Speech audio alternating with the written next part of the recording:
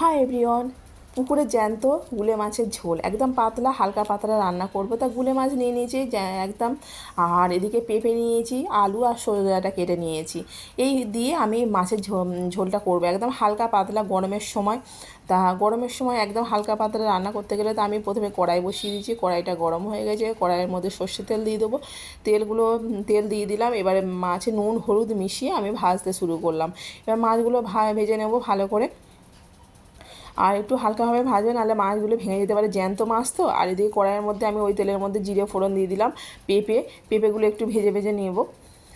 পেঁপেগুলো হালকা ভাজা ভাজা হয়ে গেলে আলু আর এটাগুলো দিয়ে দেবো। দিয়ে আমি আর একটু আবার নাড়িয়ে চাড়িয়ে নিয়ে আমি নুন হলুদ আর দিয়ে দিলাম। দিয়ে এবার দিয়ে দিলাম আদা জিরে বাটা, গোটা জিরে বাটা আর কাঁচা লঙ্কা বাটা একসাথে বেটে দিলাম, আর গোটা কাঁচা লঙ্কা দিয়ে দিলাম। দিয়ে এবার ঝাল সেরকম অনুযায়ী খেতে পারো। নাড়িয়ে ছাড়িয়ে কষিয়ে নিয়ে আমি জল দিয়ে দিলাম। জল দিয়ে এবার ঢাকা দিয়ে দেবো। আর পেঁপেগুলো সিদ্ধ হয়ে গেলে তখন সব সিদ্ধ হয়ে গেলে সবজিগুলো তখন হচ্ছে কি মাছগুলো দিয়ে দিলাম। মাছগুলো দিয়ে এবার ফুটিয়ে নেবো। ফুটিয়ে নিয়ে এবার নামাবো ধনেপাতা দিয়ে। ধনেপাতা নিয়ে লাগে এত অপূর্ব খেতে সুন্দর লাগে এই গুলে মাছের ঝোল, হালকা পাতলা একদম পুকুরের জ্যান্ত মাছ। আর কেমন লাগলো জানিও বন্ধুরা আমার রেসিপিটা। ঠিক আছে, বাই বাই।